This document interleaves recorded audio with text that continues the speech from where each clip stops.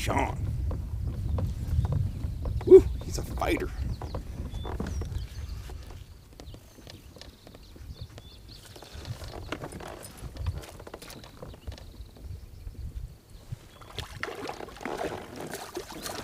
All right, beauty. Now, people often ask me, how do I gauge the depth when I'm using lead core? Well, a few different ways.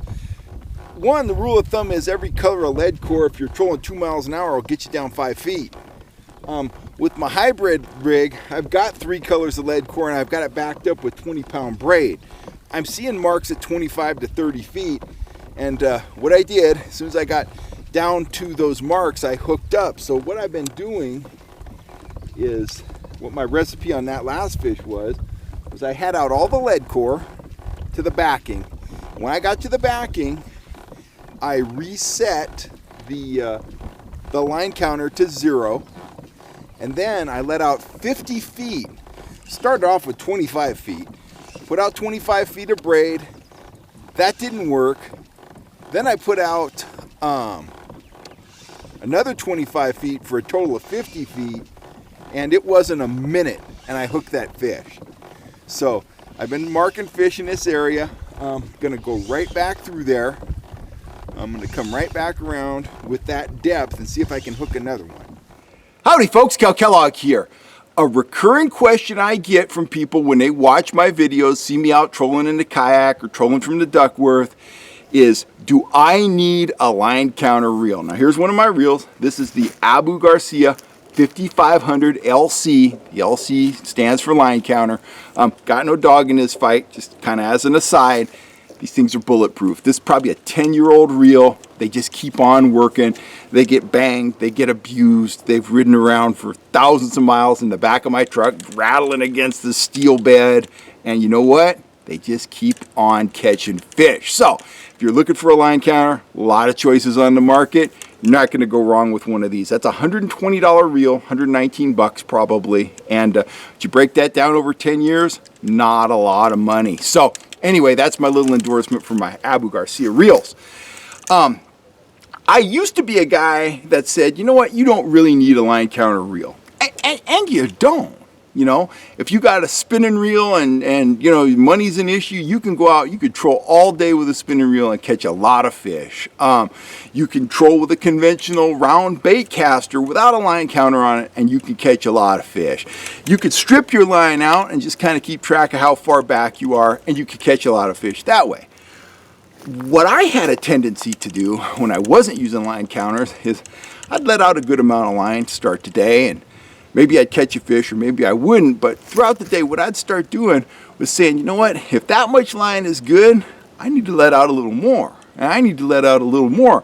And the next thing you know, I'm reeling in a fish or just reeling in my gear, and I'm like, what? That was in the next county. That was 250 feet away. So I had that tendency to kind of let things get out of control. That would also result in a lot of tangles because my different rods, if I was trolling multiple rods out of a power boat, they would just all kind of be random distance back, and I wasn't really keeping track of things. I'd make a hard turn, and I'd have a big old tangle on my hands. So as a result, I started running the line counter reels. I started being much more in touch with my gear and where it was in relation to the boat.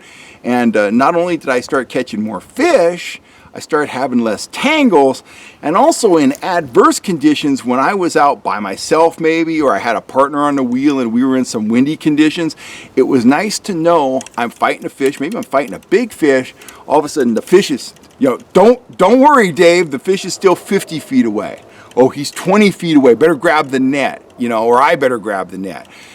It was just nice to know how far away from the boat that fish is, because as you know, a lot of times when you have a big fish on, if you blow the first opportunity to net that fish, you don't get a second opportunity. So it's just nice to know how far away that fish is at any given time. So I found that to be, you know, cool aspects of using a line counter. When I really got sold on them is when I started running my hybrid lead core rigs, just like this one here. This reel has 20-pound braid backing on it. It has 3 colors of lead core. It has an 18-foot, 15-pound test fluorocarbon top shot, and off of that it's got a 10-pound test fluorocarbon leader that's 48 inches long.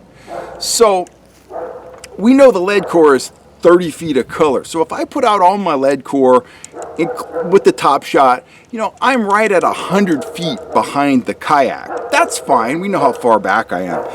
But to get down and hit depths greater than 15 feet, those three colors are going to take you down about 15 feet. To start controlling depth beyond there, what I do is once I get all the lead core in the water, I'll zero out the line counter, and to work the water column down, I might make a pass with 25 feet of braid out, 50 feet of braid out, 75 feet of braid out, 100 feet of braid out. Now, I know when I have 100 feet of braid out and I'm going 2.2 miles an hour, I'm down just about 30 feet. So that's the way that I can gauge how deep I am using just the three colors of lead core. Now at Frenchman's Reservoir last spring, the fish were down between 20 and 25 feet. What I did to get down to them using one of these rigs right here was I would let out all my lead core, zero out the line counter, and then let out 50 feet of braid.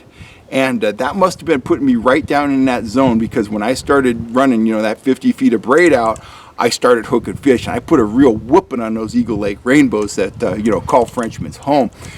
Incidentally, I'm hoping to get back up there. The fish are up near the surface now. It should be really exciting. I'm just hoping I can work it in between trips to Elminor and Davis and stuff like that. But anyway, for my lead core rigs, a line counter reel is absolutely indispensable. It's really important. So, short answer to the big question, do you need line counter reels? No, you don't have to have line counter reels. But if you do invest in some line counter reels, they will help you catch a lot more fish throughout the season. They'll make your life simpler. You'll have less tangles. You'll have more control over your gear. You'll know where a big fish that you're fighting is at any given time. I think they're worth their weight in gold. I wouldn't fish without them at this point, and I used to be one of those guys that would say, you don't need a line counter reel, that's just silly. Anyway, as another aside, I'm starting to see these things a lot more on charter boats. Guys just like to know how far down they are, and I hear them talking to the deckhand. They'll be fighting a halibut or something, they'll be like, just relax, you know, he's still 38 feet away. Hey, it's nice to know. Anyway, I'm Kel Kellogg. I'm signing off. If you are looking for a killer lead core rod, check out the Fish Hunt Shoot store. I'm moving these out the door for 60 bucks. When's the last time you heard of a quality trout rod for 60 bucks? Anyway, I'm Kel Kellogg. I'm signing off. Check out our store, and if you haven't subscribed yet, hit the subscribe button down there. If it wasn't for you guys, we wouldn't have a Fish Hunt Shoot channel. So we appreciate all the support, and you guys have a wonderful day. I'll catch you next time right here on YouTube.